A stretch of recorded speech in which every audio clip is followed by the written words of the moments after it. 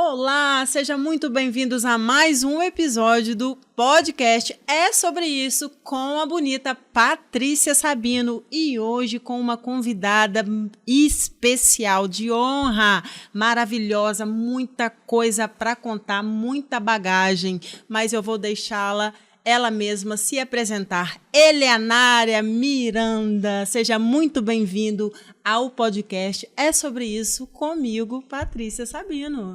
Prazer estar aqui, Patrícia. Eu que agradeço. Maravilhoso. Sou Eleanária Miranda, sou baiana e tenho uma história de vida que eu gostaria que todos conhecessem. Todos conhecessem, né? Só para te dar um pouquinho mais de gás, vou fazer uma breve sobre você. Você é uma mãe atípica, você é uma psicoterapeuta, que eu já estou sabendo, e também é uma mentora de inteligência emocional. Mas nós vamos começar bem lá do seu início. Fique à vontade para contar desde quando você nasceu ou o que você quiser falar, mulher. É importante falar que todos nós chegamos em um momento que você desiste até mesmo de viver. Por que eu estou falando isso? Porque a minha história é uma história de superação, mas é uma história que hoje eu posso dizer que foi um aprendizado, cura para muitas pessoas. Isso é muito bacana. E isso que é importante. Para começar lá atrás, eu já vim de uma família que não foi nada, digamos, uma família normal. Então, fui abusada pelo meu pai. Nossa. Com 6 anos de idade. Antes eu não poderia falar sobre isso, até mesmo porque muitos não tinham conhecimento, não era curada, não conseguia falar, mas é um ponto que eu preciso falar para chegar onde que eu cheguei. Nem sua mãe sabia no momento? Nem a minha mãe sabia. A minha infância foi uma infância muito difícil. Com 6 anos você já começou a se dar conta da vida? Sim. Através dos abusos? Com 6 anos eu conheci a depressão. Meu Deus. E a ansiedade. Porque com 6 anos eu fui violentada pelo meu pai. Eu nasci no berço evangélico. E o meu pai era presbítero da igreja, praticamente pastor. Pai biológico? Biológico. Mas antes de tudo, o meu pai ele não era da Bahia. Meu pai ele veio de uma linhagem de índios. Quando o meu pai chegou na Bahia, ele já era uma pessoa que não estava na igreja, estava totalmente perturbado. Desfocado, né? Totalmente. Aí ele conheceu a minha mãe, que já veio também de uma vida muito sofrida. Minha mãe foi jogada na lata do lixo. Meu Deus. Literalmente, pela minha avó. Ela tinha uma vida muito sofrida. Foi criada pela tia-avó. E você é primogênita? Não, eu não sou primogênita. Nem da minha mãe, nem do meu pai. Porque meu pai já tinha uma antiga família antes de conhecer minha mãe. E a minha mãe ela veio de uma história muito triste.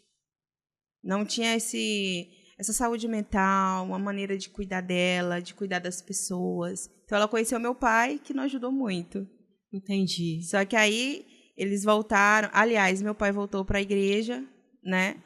E a minha mãe conheceu o evangelho.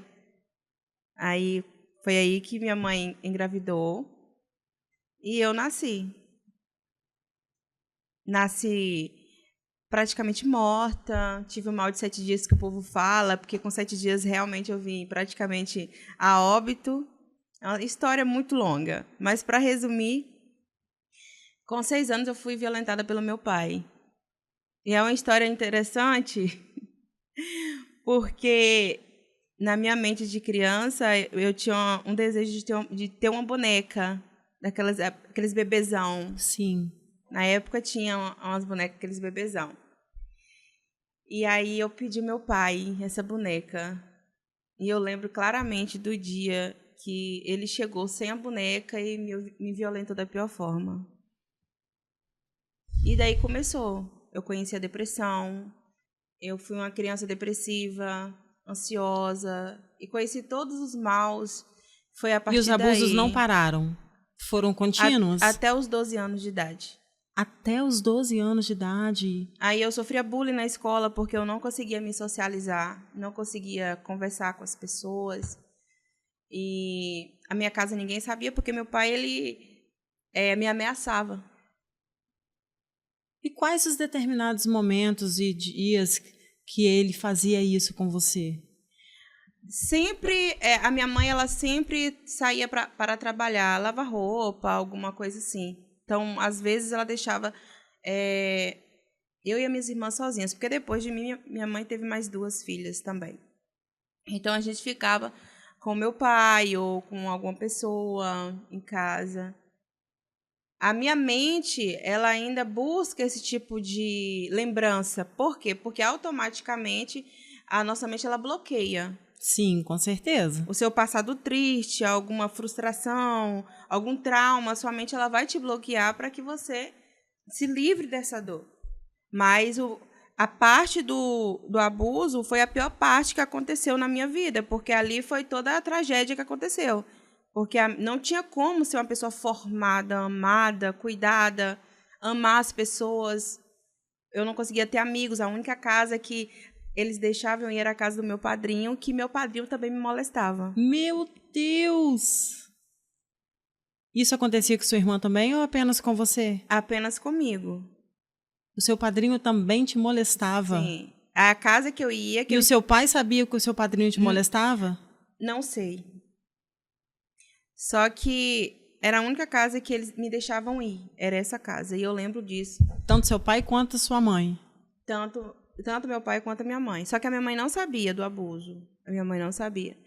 Algumas pessoas falam que ela até sabia, mas fingia que não. Ele te ameaçava de morte? Ameaçava. E meu pai era um homem, assim, de porte, sabe? Autoritário, narcisista. Nossa. Então, as pessoas tinham medo dele. Ele intimidava as pessoas. É por isso que as pessoas falam que a criança realmente ela tem que falar, ela vai falar. Nem sempre, gente, nem sempre. O medo, muitas das vezes, é maior do que aquele momento ali. Não tem condições. E independente se a criança ela tem o apoio da mãe, que não sabe, ou o apoio do avô, da avó, do pai, que talvez tem crianças também que são abusadas por mulheres. Com certeza. Então, hoje... Você não pode dizer, é só abusado por, né? Mas possa ter essa pessoa que cuida, mas ela não está livre de sofrer um abuso, uma violência. O abusador, ele se esconde. O abusador, ele fica ali fantasiado entre as pessoas. Inclusive, muitas vezes, ele até fala sobre abuso e ninguém percebe, porque ele está ali escondido, camuflado. Eu fui violentada aos 12 anos por uma mulher, minha própria tia. Então, você falando assim, me deu um ápice lá atrás. Aconteceu comigo. E no momento no qual onde eu guardei a minha vida inteira isso. Faz 6 anos que eu consegui soltar isso. No mesmo momento onde ela estava, ela havia falecido. E a minha mãe, chorando por ela, falou. Por que chorando? E eu falei, mãe, para de chorar por ela. Essa mulher me violentava. Nossa. Eu vi ela violentando meu irmão também, me violentava. Ele só molestando. Então, assim, o que você está falando, eu estou sentindo aqui, eu estou conseguindo perceber nitidamente, porque eu fui uma pessoa. E o abuso, é muito importante a gente falar sobre isso, que ele desconstrói, ele tira totalmente a identidade da criança. Ele gera traumas, né? Sim. Você não vive mais. Eu lembro que eu vegetava. Se você vegetava, eu vegetava. Literalmente vegetava, eu não vivia. E com 6 anos também eu conheci o suicídio. Porque eu comecei a tentar tirar minha vida com 6 anos de idade. Fazendo o quê? Todos os tipos, todas as maneiras de tentar se matar, todas. Os cortes já eram... os cortes no corpo já fazia parte da minha rotina. E sua mãe não percebia? Não. O que acontece? Na minha família, a minha mãe veio de uma linhagem da Umbanda. Então, existem atos que para eles são muito naturais. Entende? Movimentos religiosos, né? Isso. Então, são muito naturais. Certas coisas acontecer, digamos assim, até mesmo de crianças falar com animais. Então, certas coisas acabam, né? E a minha mãe, ela vivia nesse mundo de libertação, de querer se liberta, da dor, do trauma, da ansiedade. Ela estava ali na religião para ela poder, sabe, se curar de todas as dores, os traumas que ela vivia. Então, ela focou nisso. Ela não tinha olhares para outras coisas. Eu lembro que um dia eu coloquei água para ferver, e aí a água ferveu e me joguei no meu corpo. Com 6 anos? Sim, de 6 para 7 anos. Já estava quase 7 anos de idade. Aí minha mãe chegou e ali ela ficou naquele desespero, não sabia nem o que fazer. E aí chegou vizinhos perto e ela me deu uma surra. Ela me bateu, assim, sabe? E o seu padrasto? Não, meu pai. A minha mãe morava com meu pai. Perdão, e o seu pai? Qual era a atitude dele ao olhar você daquela forma? Ele não se importava comigo. Ele não se importava. Para ele, eu era como se fosse um objeto. Não parecia ser filho. Não parecia ser filho. E ele todos os dias ia para a igreja. E todos os dias ele me obrigava a cantar. Na igreja. Que forte, hein? Eu lembro de muitas vezes eu sentada no último banco da igreja, esperando só que alguém olhasse para mim e falasse: essa menina não está bem. E me perguntasse o que estava acontecendo. Sua mãe não frequentava? Era só seu pai? Minha mãe frequentava. Ela tentando ser liberta, né? Da Umbanda. Sim. Ela era tinha uma vida muito sofrida antes de conhecer meu pai. Então, o meu pai, para ela, era como se fosse um exemplo, uma saída, uma porta de escape. Só que ela não sabia quem ela estava. A real situação, né? Ela não sabia verdadeiramente quem era ele. As pessoas não conheciam. As pessoas conheciam o antenor cristão, que tocava na igreja, que pregava. Ninguém sabia desse lado dele. Ele era uma pessoa, assim, totalmente camuflada. Eu conheci o meu pai, ele foi um excelente músico.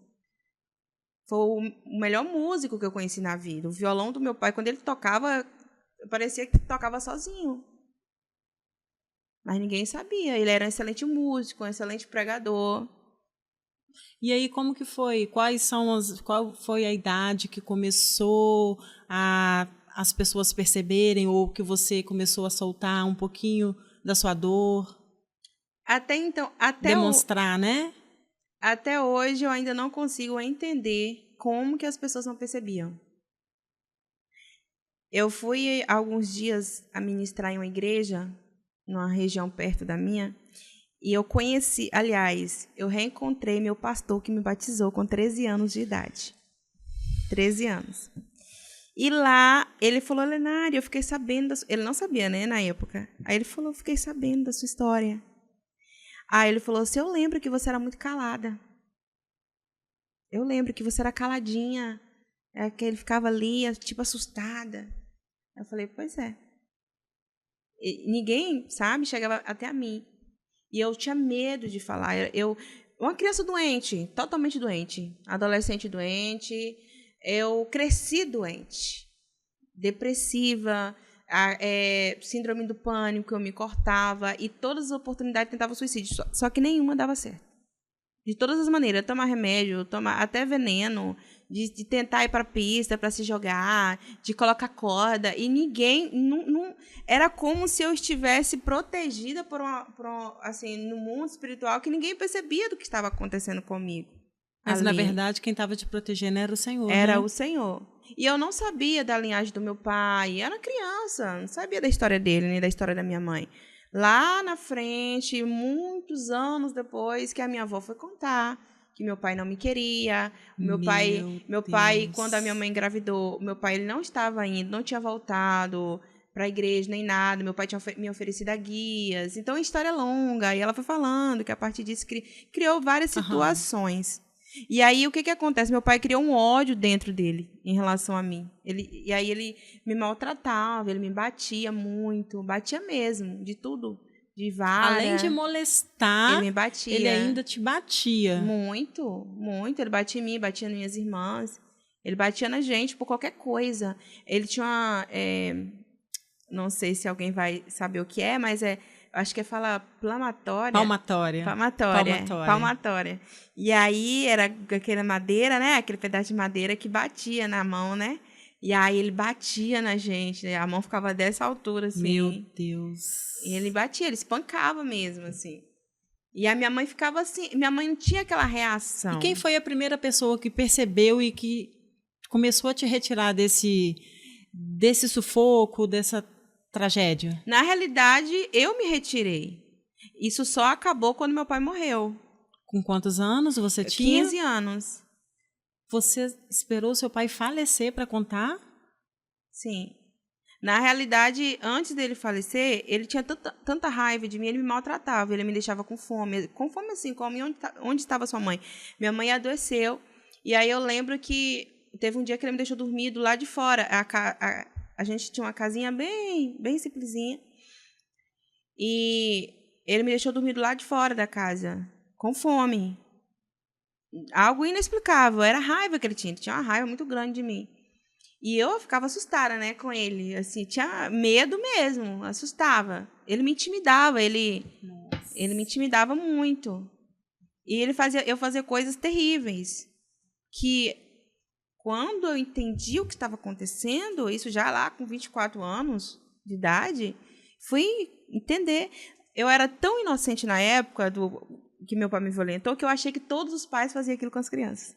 Que isso, mulher? Olha a inocência da criança. E tão inocente que era. Aí, quando ele me machucou, que eu entendi que eu não podia confiar nele. Que ele traía, que ele mentia.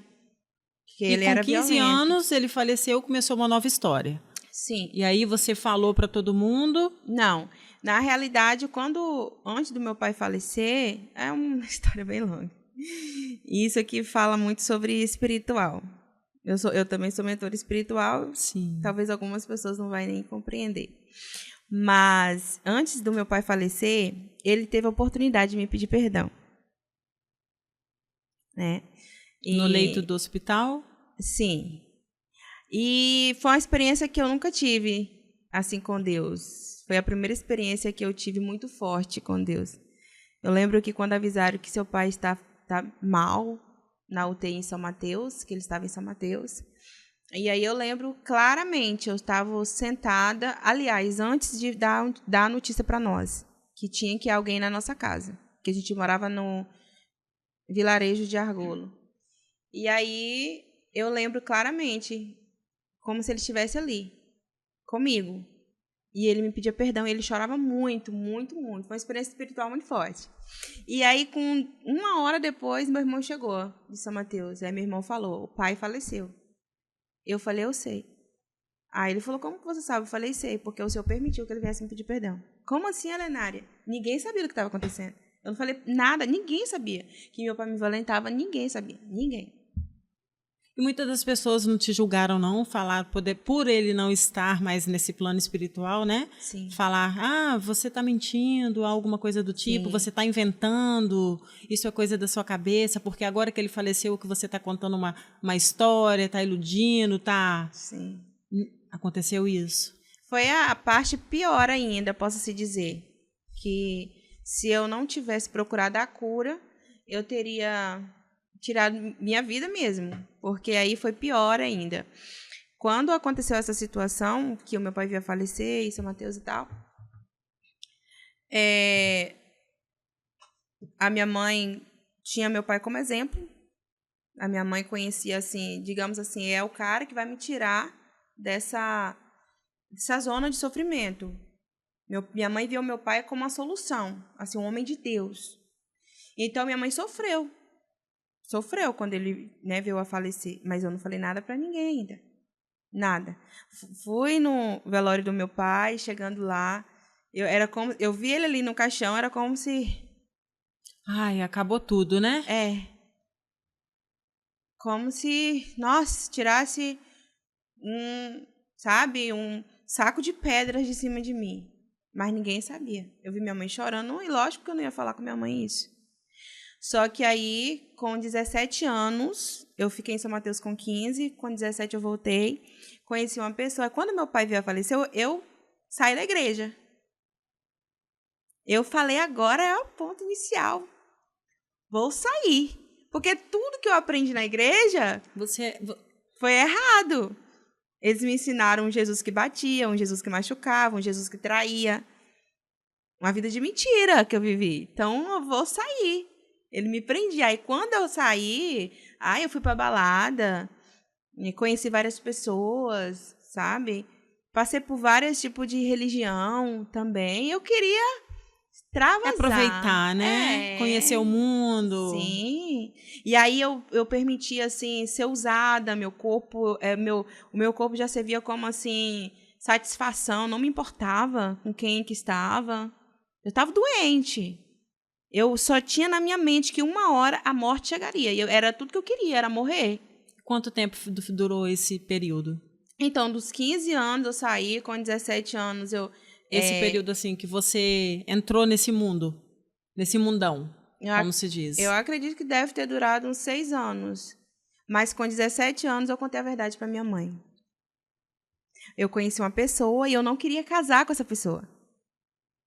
Mas a minha mãe tinha obrigado a minha irmã mais velha a casar na justiça. E aí eu não queria casar. Eu falei, eu não quero. E eu contei a verdade para minha mãe. Porque antes tinha isso. Tirou de casa, filha, não sei o quê, entendeu? E aí eu contei para minha mãe. Aí foi a pior conversa da minha vida. Sentei com a minha mãe e para contar a verdade para ela, eu lembro que eu só chorava. Minha mãe começou a chorar comigo, sem saber o que estava acontecendo. Fala, minha filha. Isso é importante eu falar aqui, porque hoje, a pessoa que eu sou hoje é vestígios de tudo isso que eu vivi. E aí, quando eu comecei a falar para ela, minha mãe ficava falando, não, minha filha, não fala isso, não fala isso. Pelo amor de Deus, não mancha a memória do seu pai. Eu falei, mãe, isso aconteceu. Eu falei para ela. Aí eu falei, quem tinha feito mal a mim? Ela perguntava, quem te fez mal? Eu falei, foi o meu pai. Aí ela não aceitava. Ela começou, sabe, ela chorava dentro do quarto, foi lá debaixo da cama, pegou uma caixa com várias lembranças do meu pai e rasgou, começou a rasgar. E jogar em cima da cama e começou a falar. Eu falo, fica arrepiada. Que ela não acreditava, não, né? Aí ela ficou falando. Aí, só que ela sabia que era verdade, só que ela não queria acreditar. Aí ela ficou falando, não fala isso, mas só filha. Pelo motivo dela, simples fato dela ter pego essa caixa e ter começado a rasgar tudo, você já sabia que o sentimento ali existia. Aí ela começou a chorar e ela me abraçava. E ela não sabia se ela chorava, se ela me abraçava, se ela rasgava as lembranças. E aí ela entrou em pânico, em desespero. E ela me abraçava, pedia perdão. E aí ela saiu para a casa da minha tia, que foi um dos erros que ela cometeu. E ela foi para a casa da minha tia, contou para minha tia, porque ela não sabia assim o que fazer. Aí a minha família começou a falar que eu estava mentindo, que era mentira. Que por que agora que ele tinha falecido que eu fui falar, que é porque eu não queria casar, que meu pai jamais faria isso comigo. Aí falaram para a cidade, logo como ela era pequena, saiu expandindo que eu tinha mentido, que meu pai tinha abusado de mim. Aí eu era motivo de chacota nos lugares onde eu ia. Pensa aí. E foi bem difícil para mim essa fase. Só que a pior parte disso tudo foi que, nesse momento, a minha mãe se afastou da igreja. Porque o meu pai era um exemplo. Ele era a base, né? E aí, quando ela percebeu, ela começou a afastar da igreja. Aí, tudo aquilo de ruim que ela tinha se afastado, ela começou a se aproximar novamente. Aí, ela conheceu uma pessoa, né, que ela estava assim, já se relacionando com outras pessoas. Minha mãe era regente de oração da igreja. Minha mãe era um exemplo na igreja. Aí, ela conheceu umas outras pessoas. E, nesse conhecimento, em um encontro com uma pessoa, mataram ela. Que... Mataram a minha mãe enforcada. Em um encontro, ela conhecia essa pessoa? Ela conheceu essa pessoa que tinha vindo de um relacionamento. Aliás, acabou de sair de um relacionamento. E essa pessoa não aceitava. Aí minha mãe, esse cara morava em uma fazenda. Hoje que é o considerado feminicídio, né? Isso. E aí minha mãe foi para lá. E lá eles armaram e mataram a minha mãe enforcada como um cachorro. Por que foi feito isso? Até hoje, a única coisa que eles falam que foi por ciúmes. Mas nós descobrimos que o homem fez também, junto com a mulher. Foi, entendeu? Fizeram juntos, porque eles fugiram juntos. Então tem toda a história, que na realidade é uma coisa que eu não sei muito a profundo, porque nessa época eu estava mais doente do que nunca, mais depressiva do que nunca. E aí veio mais um baque na sua vida, né? Então eu não tinha paz na minha vida. Então sempre acontecia uma coisa que me fazia voltar para aquela zona de depressão, de dor, de tudo. Minha mãe era a minha base. Minha mãe, independente que ela não pôde me salvar, me livrar disso, mas a minha mãe era a melhor pessoa do mundo para mim. Eu nunca culpei a minha mãe, nunca. Até que eu conheci a psicanálise, que eu entendi que eu também tinha traumas da minha mãe para me curar. Mas antes não, a minha mãe era a melhor pessoa do mundo. Como que foi que você começou agora a voltar para o seu eu? Começou a se assentar na vida, começou a se organizar mentalmente, procurar estudar, procurar, né? Seu filhinho também, conta um pouquinho sobre o seu filho, qual foi a fase que ele entrou na sua vida, né? Qual foi o ano, se era ainda na época que você ainda estava no mundo, se já veio na época que você já estava estudando. Qual foi o momento que ele veio? A minha mãe, quando isso aconteceu, que foi um baque na minha vida, e ali eu posso dizer que foi a mudança da minha história também. Porque no pior momento da minha vida foi que eu conheci verdadeiramente Jesus. Foi aquele momento que eu conheci. O Jesus que não é o Jesus religioso, mas o Jesus que realmente salva, que realmente cura. No pior momento da minha vida, que foi no dia que o caixão da minha mãe chegou na casa da minha tia e eu sentei na beira de uma caixa d'água velha e aí eu lembro claramente que eu senti a presença de alguém. Foi muito real. E no pior momento... Não foi na igreja, não foi em lugar nenhum, foi sozinha? Foi no quintal da casa da minha tia. Não foi em igreja, não foi em lugar... sabe? Foi no quintal da minha tia, na beira da caixa d'água. Eu sentei desolada. Tinha como se fosse um buraco dentro de mim. Eu falei, eu não vou viver com isso, eu não vou conseguir viver. Na minha mente eu não ia viver, eu ia morrer. Eu falei, não vou conseguir viver. Não vou conseguir viver dessa forma. Eu vou morrer. E aí eu lembro que eu sentei ali, e aí eu lembro que eu senti que alguém sentou perto de mim. Ali eu reconheci quem era. Todas as pessoas que falavam para mim sobre o Espírito Santo, eu tive experiências vivas. E aí naquele momento eu senti, eu falei, eu sei que é o Senhor que está aqui. Não tinha condição de eu sentir a presença real de alguém naquele momento, no pior momento da minha vida. Eu senti que era Jesus que estava ali. Eu falei, Jesus, eu não reclamo, eu não questiono, eu só te adoro, me cura, me dá a vida. E aí, naquele momento ali, eu nem consegui ir no enterro da minha mãe. Foi muita gente, porque minha mãe era muito amada. Minha mãe era uma pessoa muito calma, uma pessoa muito amável. As vizinhas da minha mãe ficaram desoladas. Meu Deus, elas entraram em desespero. Porque minha mãe era uma pessoa muito querida, muito amada. E da forma também como ela foi morta, né? A forma que ela foi. E não tinha como a pessoa não ver. Porque eles colocaram algo no pescoço dela para tampar. Então, estava ali aquela cena, sabe? A minha irmãzinha, a mais nova, que inclusive mora comigo até hoje, tinha 12 anos de idade. Né? Hoje ela tem quantos anos? A minha irmã tem 26. A minha irmã, ela tinha 12 aninhos, então eu tinha mais 2 irmãs. E aí, naquele momento, eu conheci, eu falei assim, alguém se importa comigo, porque eu sabia que ele estava ali. Só que, mesmo assim, eu ainda continuei da forma que eu estava, desinteressada, vivendo por viver, sabe? Ia pra balada, curtia, conhecia pessoas ruins que me machucavam, que me feria, homens que me maltratavam, procurava a atenção de pessoas, dependência emocional. Eu sofria muito. Morava com meu avô me expulsou de casa. Tudo isso aconteceu? Tudo isso. Eu fui morar com uma pessoa que, inclusive, o pai do meu filho, totalmente doente. Tóxico, né? Eu queria uma pessoa, assim, queria sair da casa do meu avô, mas eu queria uma família, assim, não queria casar com ninguém, mas eu queria ter uma casa. Eu tinha que ter uma casa por causa das minhas irmãs. E meu sonho era ser mãe. Não queria casar, mas queria ser mãe. Normal, toda mulher, né? Sim, o meu sonho de ser mãe é desde os 12 anos de idade. E, na verdade, pelo que você passou, Sim. era nem para você ter esse sonho, né? Meu sonho era ser mãe, 12 anos de idade. Só que eu não tinha sonho em casar, mas queria ser mãe. E aí, com essa pessoa, eu não conseguia ser mãe. E o médico falou que eu não poderia ser mãe. O médico falou que eu era estéril, que eu não poderia gerar. Só para ajudar. Só para ajudar. E aí, só de ladeira abaixo, né? Porque é uma esperança que eu tinha, porque eu imaginava que ser mãe, eu não ia ficar sozinha nunca. Na minha mente, quando eu idealizei ser mãe, é que eu ia ter alguém comigo. Eu era muito sozinha, muito solitária. Eu era aquela criança que vivia no canto e ninguém se importava. Prova viva que a primeira tentativa de suicídio eu enfiava a agulha na tomada para morrer. Que isso, e ninguém mulher. via. Foi a primeira tentativa de suicídio. Enfiava a agulha na tomada para morrer. Minha mãe chegava, eu estava sentada na mesa desacordada e já abusada pelo meu pai. E ela não percebia.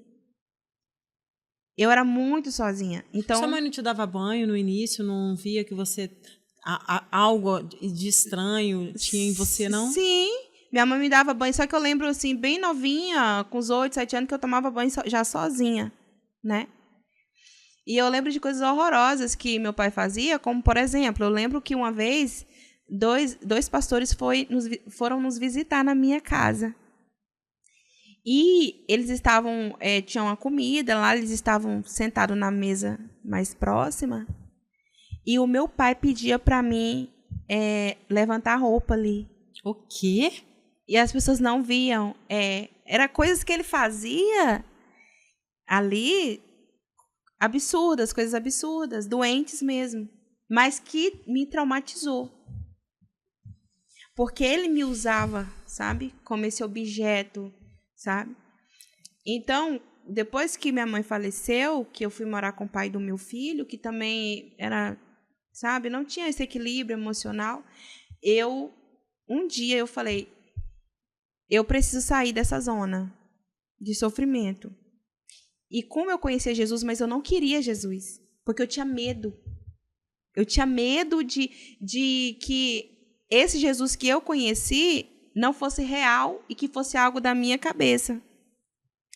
E aí eu lembro que um dia terrível, de depressão, eu muito mal, tinha tentado mais um suicídio. Eu fui correndo para ir para uma igreja. Eu queria ouvir alguma palavra.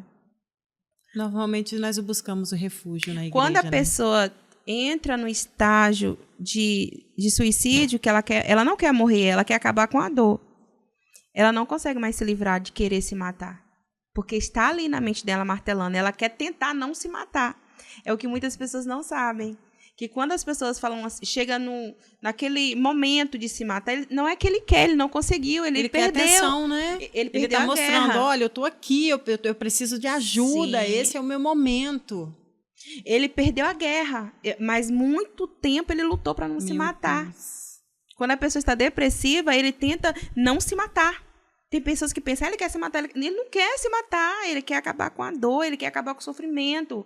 Mas aquela pessoa chegou naquele momento que acabou com a vida, ele lutou muito, muito. É verdade. Existem pessoas que falam assim, religiosas, que falam, a pessoa morreu, vai... Você não pode julgar uma pessoa que morreu para dizer que vai, sabe? A pessoa perdeu a salvação, a pessoa tem ideia de quanto que aquela pessoa lutou para não se matar? Para não acabar com sua vida? Eu lembro que eu corri na rua, desesperada. Chegou num lugar...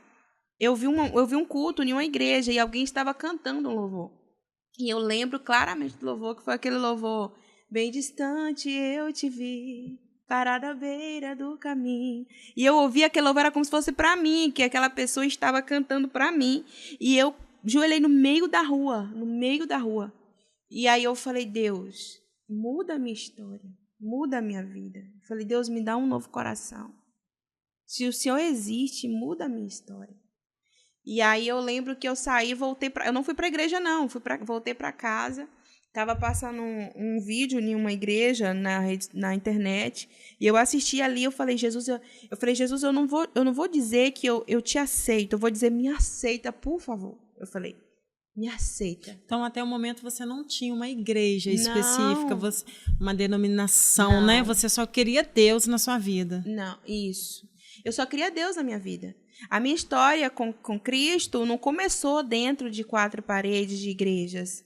Vai muito além disso. Começou numa caixa d'água, né? A minha história com Cristo foi algo real, uma experiência real. Não foi porque alguém falou, Elenária, levante sua mão e aceita Jesus. Não, eu falei, Jesus me aceita. Eu falei, muda minha história. E sim, a partir daquele momento eu procurei uma igreja, que eu conheci um pastor abençoado, é o meu pai na fé. E, aliás, minto, antes disso, eu fui numa igreja que eu fui expulsa. Expulsa da igreja? Sim. Eu fui nessa igreja e chegando nessa igreja, totalmente doente, né? Uma pessoa assim, cheguei lá já com aquela visão que ali era um lugar maravilhoso e aí o que acontece? Aonde que eu vou? Tem pessoas que me acompanham. Eu vou com você, Elenária. Eu quero isso. Aí alguns jovens começaram a ir para a igreja junto comigo. E eu não vou crucificá-los. Eles iam de bermuda e tudo mais. E eu falei, vai pra igreja, vai pra igreja. Até porque a igreja Sim. é para receber qualquer Sim. pessoa, qualquer tipo de roupa, aí, vestes, tudo é ia para salvar, né? Ia comigo, e travesti, ia comigo. Falava, vamos. Uma pessoa maravilhosa. Eu conheci um rapaz, e ele falou, nossa, eu falei, vai. Ele falou, nossa, Lenária, eu quero conhecer esse Jesus. Porque quando as pessoas conhecem a minha história, que assim, não que eu do abuso, porque eu não conseguia falar direito, mas tem coisas que eu conseguia falar. Aí eles falavam assim, nossa, eu quero conhecer, porque se você conhecesse Jesus, eu quero conhecer. Aí eles iam comigo. Quando o pastor percebeu que muita gente estava indo comigo, ele começou a maltratar na igreja, aí o ponto que ele falou, não quero você na igreja mais. Você está fora daqui, vocês e esse bando de demônios com você. Chamou os outros de demônios. Porque você levava já uma legião com você. Sim. Aí eu falei, nunca mais eu piso o pé na igreja nenhuma. Só que aí eu conheci esse pastor. Aí ele pegou e falou assim, Elenária, essa igreja aqui não é minha. Essa igreja aqui pertence a Deus. Eu jamais vou te expulsar daqui. Aqui não é minha, não me pertence, você pode vir. E esse pastor começou a cuidar da gente. Ele não me crucificava. Eu ia para a igreja, ele me dava oportunidade. Eu cantava assim, com uma blusa aberta atrás, com as costas abertas. Ele não se importava com as pessoas. E qual era a igreja? A igreja era uma igreja tradicional, pentecostal ungida. Só que ele em nenhum momento ele me crucificava. Ele me colocou... Os jovens que foram comigo para lá, eles colocou a gente para cantar. E era de qual cidade? Era do vilarejo Argolo, perto de Poço da Mata. E aquilo me chamou a atenção. Eu falei... Esse cara é diferente. Eu falei, ele é diferente. Aí ele começou a me curar, sem me falar. Ele começou a tratar de mim, assim, com o Espírito Santo, porque a palavra de Deus, ela transforma. E aí eu comecei a perceber que tinha muita coisa ruim dentro de mim. Foi aí que eu dei que eu era doente. E primeiro você não percebeu, não ficou aquele ressentimento assim, será que ele está se aproximando para se abusar?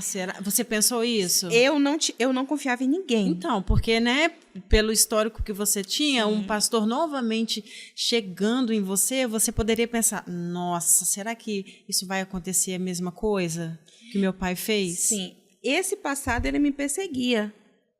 Só que Jesus, ele transforma. Jesus não tem como... É você clamar a Jesus e não ter uma transformação em você. É impossível. Então, eu já estava sendo transformada pelo Senhor. Mesmo fora de igreja, sim, né? Então, a transformação aconteceu no momento que eu aceitei Jesus, no momento que eu quis Jesus na minha vida, no momento que eu falei, me transforma. Então, ele já começou a me moldar por dentro. Não foi o homem, foi ele. Eu não tenho dúvida disso. Então, ali, aquela casa espiritual só serviu para me abraçar, me amparar. Eu me senti, pelo menos, um pouco de amor, porque eu me sentia desvalorizada. Eu me sentia uma pessoa totalmente sem valor nenhum. Então, ali eu vi que eu tinha valor. Era uma pessoa que eu me sentia, sabe, a pior pessoa do mundo. Então, ali a igreja, naquele lugar, me ensinaram que eu tinha valor e que alguém se importava comigo. E então, só que aí o pai do meu filho, ele não ia e tudo mais. Eu ia para um lugar, ele iria para outro. Só que era um relacionamento abusivo. Ele era um narcisista. E eu não tinha dado conta disso. Até que um dia eu falei assim que eu precisava casar para entrar em comunhão, porque na igreja né? Se batizar. Isso, aí para me entrar em comunhão eu precisava, e ele não queria casar. E aí quando ele aceitou, foi mais uma lembrança horrível da minha vida. Meu Deus. Ele não comprou aliança, marcou o dia do casamento, ele não falou para família nenhuma, para amigos, para ninguém. E ele chegou no cartório da pior forma, sem aliança e sem testemunhas. Não acredito, mulher, que isso aconteceu. Aí, no cartório... Sem aliança e sem os testemunhos. E eu comprei uma aliança na loja de bijuteria, pedi a minha irmã para levar a patroa dela para ser testemunha do casamento. Gente, é forte, tá? E aí, foi horrível. Mas, no resumo, se casaram. Nos casamos. E aí, um dia, Deus me prometeu um filho. Eu não esperava mais, como que eu vou engravidar? Aí eu falei, Sério, o quê? Né? Só que aí Deus já estava me moldando. Na igreja, eu liderava crianças. Fui trabalhar numa creche e fui monitora de crianças. Eu fui muito moldada pelo Senhor nessa área. E aí eu falei, quer saber? Eu vou emagrecer. Eu queria cuidar do meu corpo. Falei, vou ficar bonita. Vou ter filho mesmo. Aí eu estava bem acima do peso, tomei remédio para emagrecer, emagreci, fiquei fininha. E aí fui num lugar louvar. E aí quando eu desci do púlpito, uma pessoa veio até a mim, eu achei até estranho. Aí apontou o dedo para mim e falou assim, o que é teu já está preparado. Aí eu falei, mas eu já sou casada. Aí foi muito, meu Deus, foi algo muito forte. O que é teu já está preparado. Eu vi você sentado balançando o teu filho. O teu filho já está preparado. E ele vai vir no tempo certo. E Deus falou através daquela mulher comigo e falou assim, eu não te dei ainda porque ainda não é o tempo. No mesmo dia, eu tinha passado na rua com o bebê de uma amiga. E eu falei, Deus, me dá um filho. Naquele dia, meu coração estava leve. Eu falei, Deus, me dá um filho. O Senhor tem o poder de me dar. E brincando, no mesmo dia, à noite, desci do púlpito, Deus falou comigo, teu filho já está preparado comigo. Foi eu que fechei a madre e sou eu que vou abrir. Deus falou, quando ele vier, é para você louvar tanto com ele nos braços ou não. Porque se você parar, da mesma forma que eu te dou, eu tomo ele de você. E Deus falou comigo, estou eu te curando hoje. Aquela mulher tocava em mim no meu corpo. Nunca tinha visto aquela mulher na minha vida. Ela tocou no meu corpo. Era como se brasa de fogo queimasse o meu corpo. Eu deitei, eu caí assim no chão, assim, muita gente, todo mundo viu. E aqui me queimava assim o meu corpo assim. E aí aquela mulher falou assim, o teu filho já está preparado. Quando eu voltei para casa, com 2 dias eu tive um sonho, que eu tive um filho. E um homem falava assim, coloca o nome dele Caleb. Aí eu contei para minha irmã. Eu falei assim, você lembra que Deus me prometeu um filho? Ela falou, lembro. Pois é. Aí eu falei, Deus me deu. E eu coloquei o nome Caleb. Aí eu acordei, contei para minha irmã, na realidade. Minha irmã teve um sonho também. Aí, quando foi em 2016, eu não acreditava mais, porque isso já tinha 3 anos que tinha passado a profecia. 3 anos a profecia, quantos anos de casado? Eu já tinha quase 10 anos de casada. Meu Deus! Aí eu falei bem assim, como assim? Aí em 2016, eu resolvi escrever uma carta para Deus. Eu fiquei com uma amiga no hospital e ali foi o pior momento. Como uma mulher que sonha. Eu vi ali as mulheres chegando com as crianças dentro do hospital. Eu tava com uma mulher que tinha acabado de ganhar neném, bebê chegando o tempo todo. Entrei para dentro do banheiro de solar. Começou a chorar. Cheguei em casa mal, destruída. E aqui que entra uma parte. Você não pode desistir dos seus sonhos. Porque Deus, ele realiza sonhos. Ainda que pareçam que são impossíveis. E aí eu peguei na palavra Lucas 1:37, que é onde diz, porque para Deus nada é impossível. Então, todas as pessoas que falavam, Selenária, o médico falou que você não pode. Eu falava, posso, porque a palavra diz que todas as coisas são possíveis para ele. Então, o que é impossível? E aí eu cheguei em casa, escrevi uma carta para Deus. eu posso dizer que eu escrevi, ele me respondeu. 2016, eu entrei para dentro do quarto e escrevi: Deus, eu tô me sentindo assim, eu me sinto seca, eu me sinto estéril, eu me sinto a pior pessoa do mundo, eu tô destruída, eu estou doente. Falei: Deus, eu quero ter um filho. Eu fui falando: olha como eu estou hoje, eu me sinto um lixo. Falei tudo que estava acontecendo. Falei: Deus, me dá um filho. O Senhor pode não querer, mas o Senhor tem o poder. E escrevi a carta, escrevi na beira da carta: não lê. Dobrei a carta. Não leia? E falei: não leia. Quando eu fui trabalhar e tudo mais, passou. 2016. Final de 2017, eu vim louvar no Espírito Santo pela primeira vez. E aí, quando eu estava vindo, a minha amiga falou: Lenária, faça um teste. Eu não estava muito bem. Mas como eu estava muito magra, eu falei assim: possa ser que seja por causa, né? Estou com uma anemia e tal. Ela falou: eu acho que você está grávida. Eu falei assim: não estou não posso gerar e tal. Mesmo escrever na carta, a fé, tem dias que você não tem fé. E até porque não é todos os dias da sua vida que você vai lembrar que você escreveu a carta para Deus, né? Sim. Tá lá guardadinho, mas você não vai lembrar todos os dias no corre-corre. E aí, ela falou assim: você está grávida? Falei: então não. Vim para o Espírito Santo. Cheguei nos 3 dias que eu fui louvar. Lugar desconhecido, que eu nunca tinha ido. Os 3 dias, os 3 preletores, Deus usou para falar comigo. Os 3. Quando foi no 3º dia, eu senti um mal-estar. Aí eu comi uma feijoada, com a vontade de comer uma feijoada. Aliás, o feijão tropeiro. E um frango assado, assim, a irmã fez, a missionária, que eu estava na casa dela. E aí, quando eu falei assim, eu me senti mal, fui e tomei um remédio abortivo. Meu Deus! Que é aquele remédio pro estômago. Não tem quando a pessoa passa mal? É tipo Epoclé. Epoclé e tal. Eu tomei, mas eu não acreditava que estava grávida. Porque ele é base de boldo, né? Sim. Ele tem algumas substâncias que é abortífero. Sim. E aí, na terça-feira, antes de ir embora, eu comecei a sentir um mal-estar, uma dor no corpo, uma dor nas costas. Cheguei em Poço da Mata. Olha só, quando eu cheguei em Poço da Mata, que fui fazer um exame, deu positivo, estava grávida. Só que eu já estava em processo de aborto. Cheguei no hospital, o médico falou assim: olha, você vai ter que fazer isso, isso e isso para segurar o bebê. Mas um Epoclé conseguiu fazer isso com você? Sim. Aí quando eu cheguei em casa, feliz, porque mesmo assim, com suspeita, eu não imaginava que eu ia perder. Falei: minha promessa, minha promessa, minha promessa. E aí eu cheguei dentro de casa para ficar de repouso. Repouso, né? E ali o corpo só mostrando que eu estava grávida. O bebê resistindo. Até que um dia eu perdi o neném. Ah, meu Deus. Aí eu lembro que foi dentro de casa. Minha amiga estava lá comigo. E aí, meu Deus, já estava quase todo formado.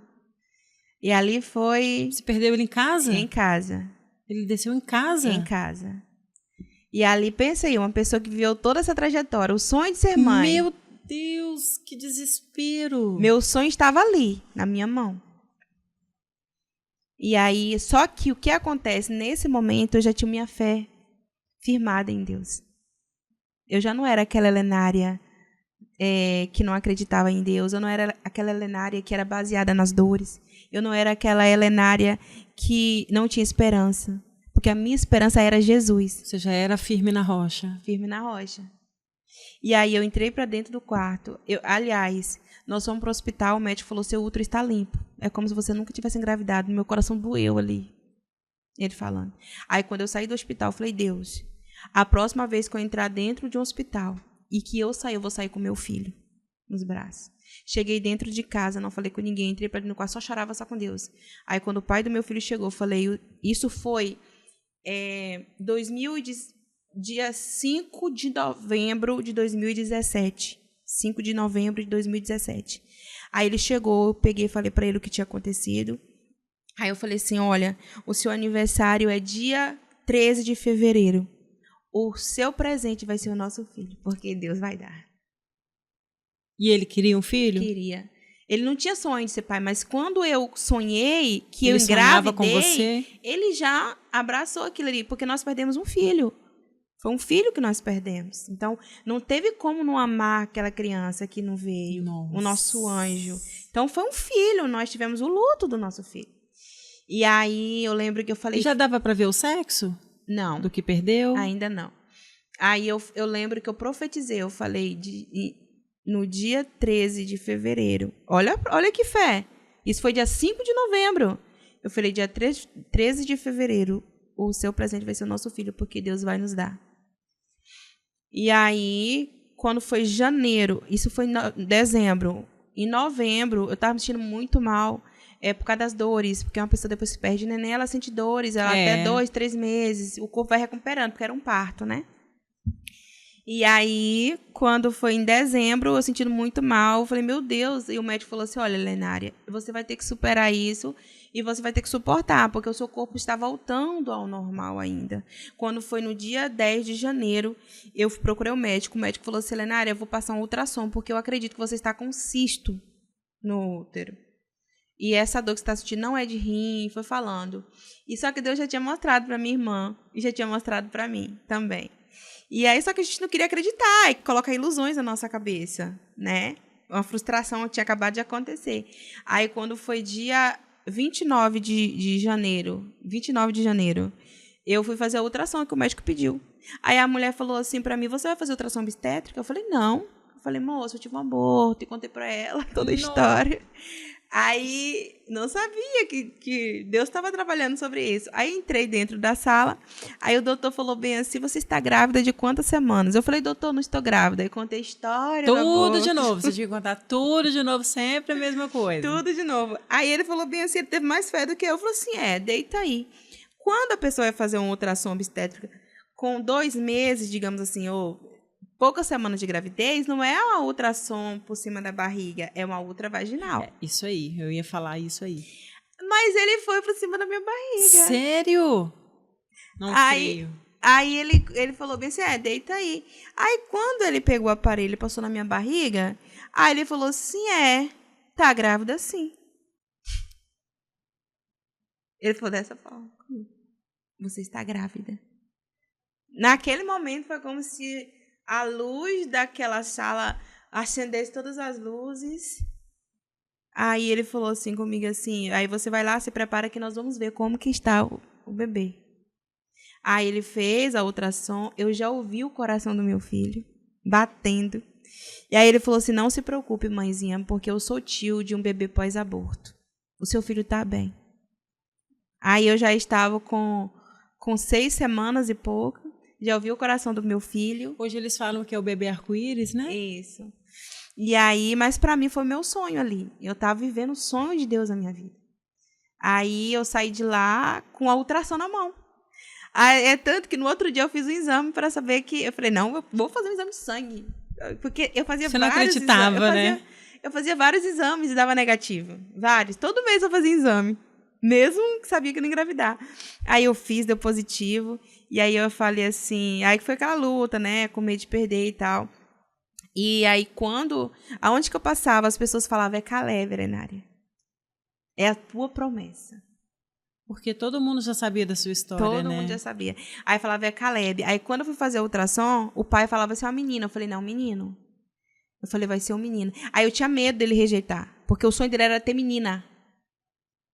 Ainda tinha isso? Ainda tinha isso. Aí Deus foi tão fiel na minha vida que nesse dia ele não trabalhou da ultrassom. Aí ele foi, eu falei, graças a Deus, porque eu queria que ele visse. E aí eu fiquei sabendo que alguns pais pegavam amor quando via já na ultrassom. Aí nós fomos. Aí na hora que foi fazer a ultrassom, o médico falou bem assim, mãezinha, é o quê? Eu falei, é um menino. Aí ele falou, como é que você sabe? Você já fez? Eu falei, não, mas Deus revela. É a minha promessa. Aí na hora que ele fez, que ele, né? Aí ele virou pro pai e falou assim, é o quê, pai? Aí ele falou, é um menino, porque já mostrou logo. Aí eu falei, é Caleb. É a minha promessa. Então, assim, era meu sonho que estava ali. Meu sonho de vida era ser mãe. E aí eu falei, Deus cumpriu. Ou seja, Deus é real. Ele é de verdade. Porque ninguém podia. Eu não podia ser mãe. E aí... Tô até colocando a mão assim. Então o médico falou assim que eu não ia ser mãe. Falou, seu útero é invertido. Você não consegue gerar. E se gerar, você vai perder. E aí, quando ele falou assim, é um menino, eu falei, Caleb. A minha gravidez toda foi o momento mais feliz da minha vida. Eu era muito feliz. Eu era radiante. Nossa, eu sonhava. Todos os dias eu era, né? E tudo mais. E quando Todo aquele sofrimento que você tinha lá atrás, no momento da sua gestação, você deixou passar, né? O meu filho, ele veio para me curar. Nossa. O meu filho, ele veio como cura para mim. Como cura. De aí, tudo que eu vivi. No dia que Caleb nasceu, foi o dia mais lindo da minha vida. O dia mais lindo. Foi cesariana? Foi normal? cesariana. É porque, na realidade, o médico falou que, como o meu útero estava diminuindo e expandiu rápido, então, assim, era muito perigoso eu tentar um parto normal. E quando o dia do nascimento de Caleb foi um dia lindo, porque era para a glória de Deus. Aonde que eu passava, as pessoas falavam, Caleb, Elenária, é sua promessa. Só Deus podia fazer, só Deus. E aí, no dia que ele foi nascer, eu lembro que foi lindo. Lindo. Os médicos falaram assim, Caleb nasceu. Nossa, foi como se eu te ouvisse músicas assim, cantando. E aí ele nasceu. No dia que ele nasceu, eu nasci de novo, eu nasci junto com ele. Eu não me importava com mais nada. Eu só queria ali glorificar a Deus. E o pai estava junto, assistiu o parto? Estava, só que ele sempre foi uma pessoa muito afastada de todo mundo. Até da família, uma pessoa muito calada, uma pessoa que não sabe, assim, dar carinho, sabe? Pela criação que ele teve também. Mas ele sempre teve ali, ele amou Caleb. A primeira vez que ele viu, ele foi a primeira pessoa a pegar Caleb das mãos da enfermeira. Então, ele olhou para Caleb. Caleb é muito amado.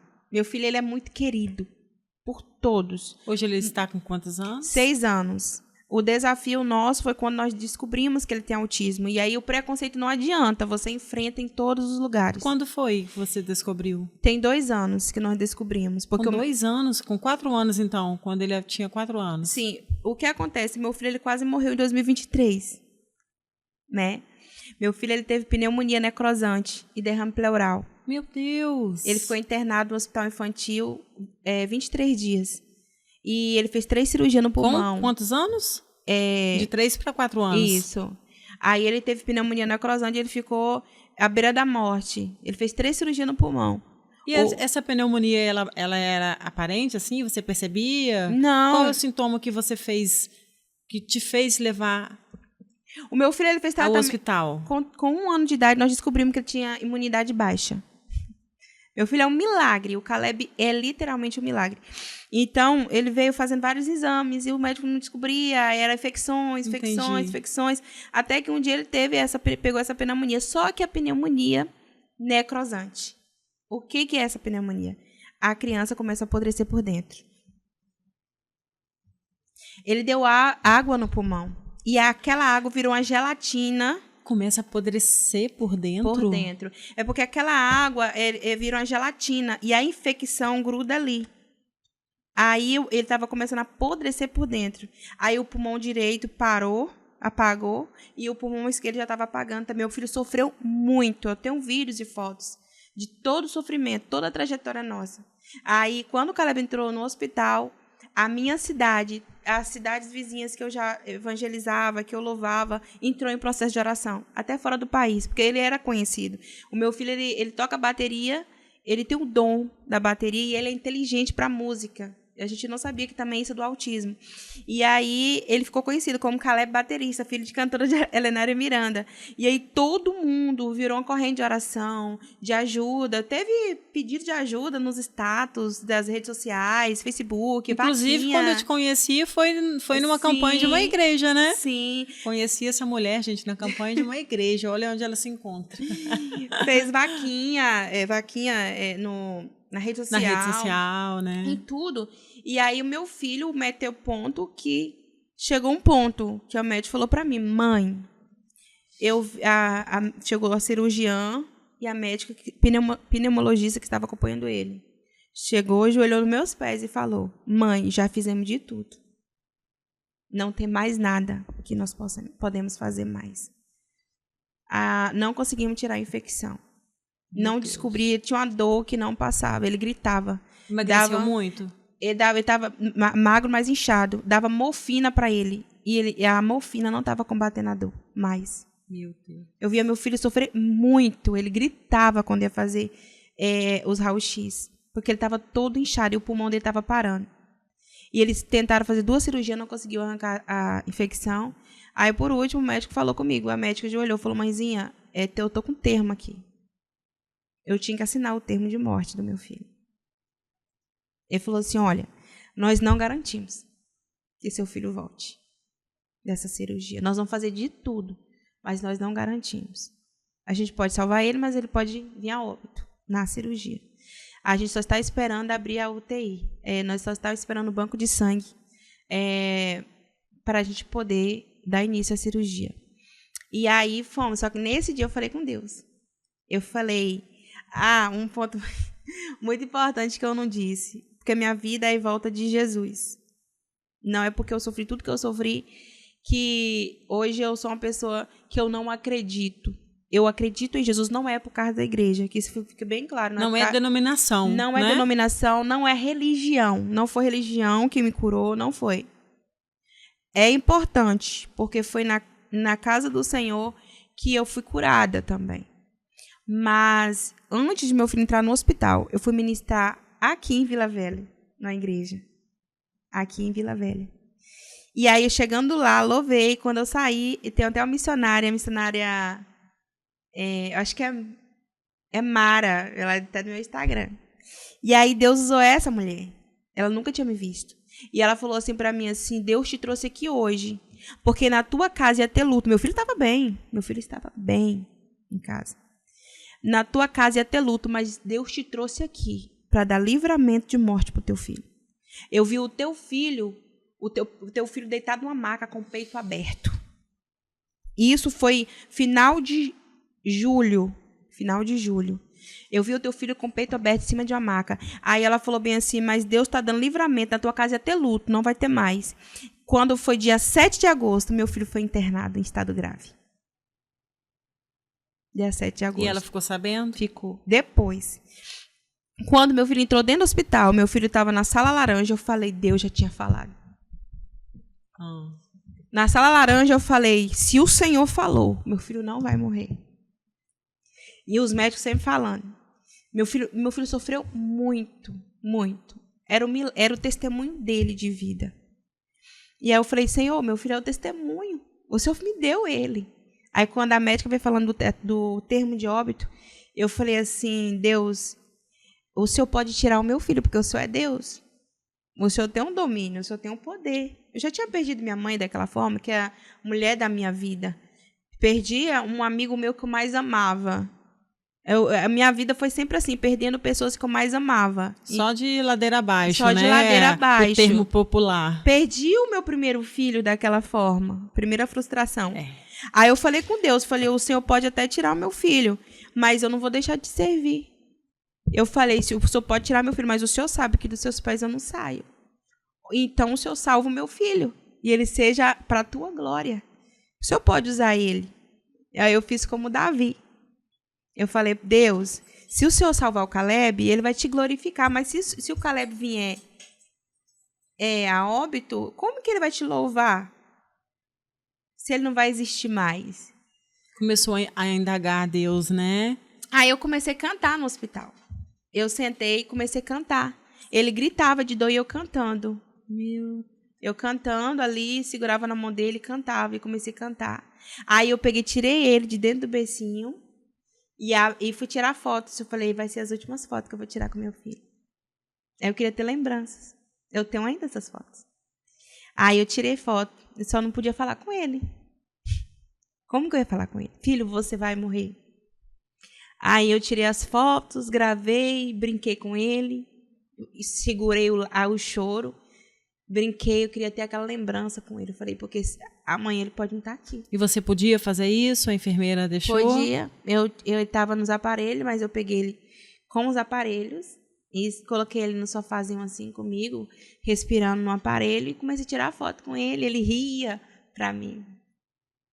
Aí, nesse mesmo dia, a médica pneumologista que acompanhava ele particular foi no hospital. Doutora Maria José Bernardo, que foi um anjo enviado por Deus. Aí a doutora Maria José Bernardo foi lá, olhou para ele e falou, vai ficar tudo bem. Aquela palavra de médico, né? Aí ela falou assim, eu vou conversar com a médica que está acompanhando ele. Só que eu não sabia, eu fiquei sabendo tudo isso depois. Ela fez Pode chorar, mulher, deixa a lágrima cair. ela fez uma reunião com a equipe médica. Ela já tinha trabalhado no hospital infantil. Aí ela fez uma reunião com a equipe médica e falou que um médico amigo dela ia acompanhar a cirurgia de Caleb. E foi tudo um trabalhar de Deus. E aí, antes da cirurgia, ela me mandou mensagem, falou que o amigo dela está acompanhando a cirurgia. E aí, na hora que ele foi para a cirurgia, foi, meu Deus, a minha amiga estava lá e os médicos só deixam um acompanhante, mas a minha amiga, eles deixaram, porque era uma cirurgia de alto risco. E aí nós ficamos lá, e naquele momento que ele entrou, na sala de cirurgia, ele gritava, ele chorava, ele não queria entrar. Que eu vi ele gritando lá dentro, eu falei, tá nas tuas mãos, Deus, tá nas tuas mãos. E aí, depois de um tempo, de umas horas de cirurgia, o médico saiu lá de dentro, o médico que foi acompanhar. E aí, o médico veio até a mim, sorrindo, né? E eu falei, meu Deus, a gente queria que estasse tudo certo, porque era um milagre que iria acontecer. E aí, o médico falou para mim, mãe, deu tudo certo. A gente conseguiu tirar a infecção. Amém.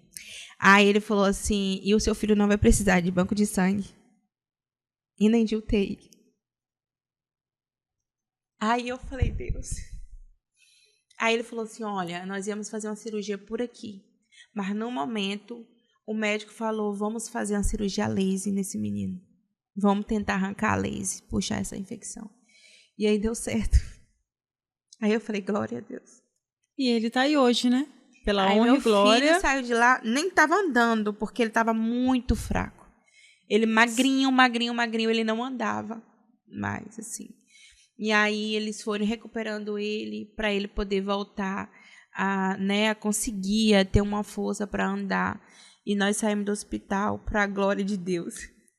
Todo mundo falava assim, é o Caleb, é o Caleb, é o Caleb, é o Caleb, é o Caleb, é o Caleb. E aí, antes da cirurgia, eu falei, Senhor, meu filho vai entrar dentro de Poço da Mata, dentro de um caixão? Como assim? Meu Deus. Se o Senhor me prometeu ele vai voltar dentro de um caixão?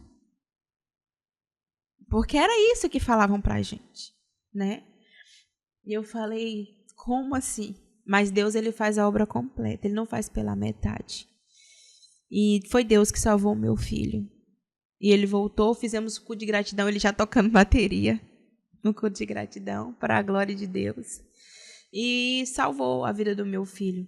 Antes do Caleb entrar na cirurgia, eu já estava estudando para psicanálise e terapia. E aí eu tinha parado. E dentro do hospital eu continuei estudando online. Ele mesmo morrendo. Então, vamos secar as suas lágrimas. Enquanto essa mulher toma uma aguinha, seca as lágrimas, eu vou falar um pouquinho sobre o meu estúdio de beleza, @Estúdio Patrícia Sabino. Gente, se você quer uma profissional de excelência, Patrícia Sabino aqui, ó, na área. Depois do meu podcast, eu saio e vou para o meu estúdio. Lá você encontra todas as coisas que você precisa para se embelezar, mulher. Maquiadora profissional, cabeleireira. Temos também manicure. Vou deixar o @ tudinho passando aqui. Você curte, comenta, compartilha. E mais, você colocando eu assistir o nosso podcast com Helenária, você vai ganhar um desconto de 50%. Isso aí, maravilha. 50% em qualquer procedimento que você fizer, falando que você assistiu o nosso podcast com Helenária Miranda. E é isso aí. Agora nós vamos falar de coisa boa, né, mulher? Vamos falar de coisa boa. Bate aqui. Você veio aqui não é à toa. Você sabe que o meu podcast, eu falei assim, gente, eu não vou, chega até arrepiar. Eu falei assim, eu não vou, meu podcast, ele é animado, eu sou alta astral. Aí tá a Helenária me mandando mensagem, oi, eu bom dia, ela boa tarde, eu boa noite. E a gente não se encontrava, gente. Não. Esse é o problema. Até que eu falei assim, eu vou ter que falar com ela que o meu podcast ele é mais animado, mais alto astral. E eu vou designar ela para outro, mas Deus sabe de todas as coisas, né? Sim. Se você está aqui, É sobre isso. É sobre isso. E agora você vai falar sobre você, porque eu falei, gente, essa mulher, ela tá querendo vir no meu podcast, eu vou levar essa mulher mesmo. Ela falando das suas dores e ela está aqui para contar. Fala, terapeuta, pode falar tudo sobre a sua profissão, quem você é agora, a mulher guerreira que você se tornou. Agora eu quero alegria sobre você. Suas vitórias, suas dores já passou? Já passou. Já passou, tá vendo, gente? Já passou. É agora ela vai falar sobre terapia, conta tudo. Como você começou. Isso aí. Porque nós somos feitos de histórias. Com certeza. Todos nós temos histórias. O ser humano, você olha para uma pessoa, você não conhece a história dela, mas ela tem uma história. E é importante você se orgulhar da pessoa que você é, da sua história, do que você viveu. Isso é importante. Hoje eu sou psicoterapeuta, eu sou psicanalista clínica e terapeuta. É o que você estava falando, que você começou a estudar já com seu filho no hospital, sim, né? Antes mesmo dele entrar no hospital. Quando ele entrou no hospital, eu falei, vou parar. Eu vou focar só nisso. Uhum. Só que eu falei, não, é agora que eu tenho que continuar. E você começou a ir para esse segmento, mediante a tudo que você passou, começou a procurar, a estudar suas próprias dores? Eu comecei a fazer terapia antes, porque eu queria me entender melhor. Só que quando meu filho saiu do hospital, o médico falou que não tinha acabado. Porque ele tinha imunidade baixa e ele precisava continuar a fazer o tratamento, porque para curar totalmente. E a gente não sabia do que estava acontecendo. E nem do autismo do meu filho. E aí, quando ele saiu, a gente foi descobrir muita coisa. Aí meu filho, por causa dos remédios fortes, prejudicou o intestino dele. E aí foi a luta que continuou. E aí quando chegou um dia que a gente entendeu o que estava acontecendo, quando meu filho quebrou o braço. Ele simplesmente caiu e quebrou o braço. E eu fazendo o curso, falei, vou continuar fazendo. Meu filho quebrou o braço, deixei ele com a minha amiga, fui fazer o curso. Era tudo para dar errado, assim, para depois dar certo, aí eu falei, né? não, agora que eu preciso ser guerreira. Isso aí. Porque com 3 anos de idade, o pai dele nos abandonou, saiu de casa. É mesmo? Ele nos abandonou. No momento no qual ele estava no hospital? Antes. Bebezinho. Aí, quando chegamos em casa, ele tinha ido embora. Simplesmente saiu? Sim, nem despediu do filho. Aí eu falei, não, agora eu tenho que ser guerreira, eu tenho um filho. Aí meu filho, dessa forma, eu falei, não, vou lutar, chega. Eu não me vitimei. Eu falei, chega de ficar sendo a coitadinha. É verdade. Tem uma hora que a gente tem que tomar uma posição, né? Eu fui chorando, cansada, não dormi de noite no hospital, meu filho ali, engessaram o braço do meu filho, eu falei, eu vou estudar, vou continuar. E além de fazer a psicanálise, eu também me especializei como lash design também. Que chique, gente! E aí eu fui continuar, só que o que acontece? O plano de Deus para minha vida era como profissional da saúde mental. Eu não fiz apenas porque eu tinha um ministério, eu tenho um ministério que cuida de vidas, mas eu queria fazer para mim entender melhor, só que o plano de Deus era outro, era para mim cuidar de vidas através da psicanálise. Para curar pessoas, para mostrar para as pessoas que tem jeito sim, que você só precisa reagir. E foi o que eu fiz, eu reagi. Aí hoje eu tenho um projeto com o nome Reaja. Reaja Mulher. Reaja. Reaja homem, mulher, criança. Só que o Reaja, ele abrange crianças, jovens, adolescentes, mulher, homens. Aí no projeto Reaja nós fazemos eventos para jovens, para crianças e para mulheres. E esse projeto, você entrega nas igrejas? Nós fazemos ele nas escolas. Que legal, nas escolas. Nós fazemos missões nas escolas. Missões. Aí como que é? Você apresenta o projeto? É uma sala de cura mesmo na escola. Eles abrem as portas da escola. E iniciou onde? Na sua cidade? Na minha cidade, Posto da Mata. Aí nós vamos nas escolas, aí fazemos um momento terapêutico, um momento com psicólogo e tal, aquele momento terapêutico, fazemos um momento de louvor e fazemos um momento da sala de cura. Falamos da ansiedade, depressão, abuso. O Reaja surgiu do meu testemunho. O Reaja é o meu testemunho.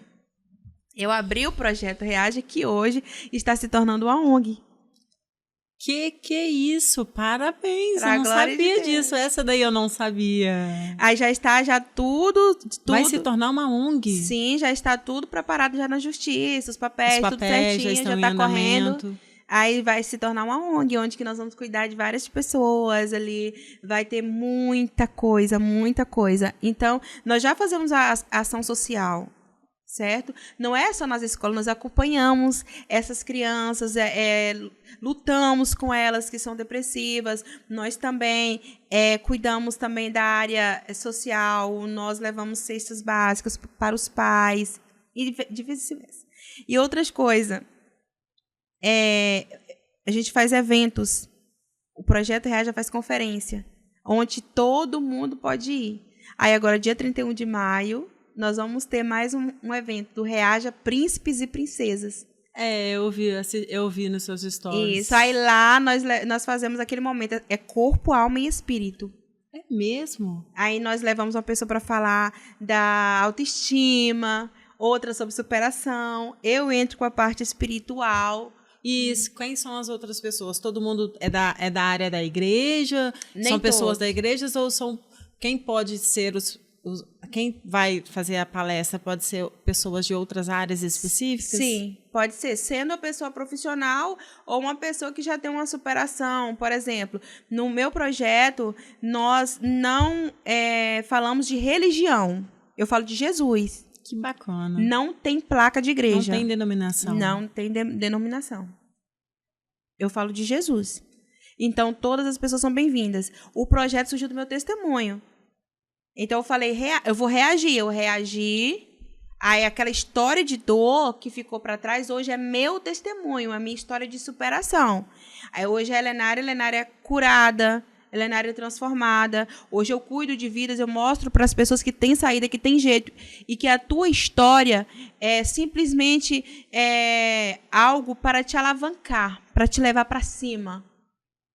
Porque se você não tiver essa história, hoje eu entendo uma pessoa que tem depressão porque eu tive depressão. Hoje eu entendo uma pessoa... Se você não tem história, você não tem vida. Eu cuido de crianças que são abusadas, eu sofri abuso.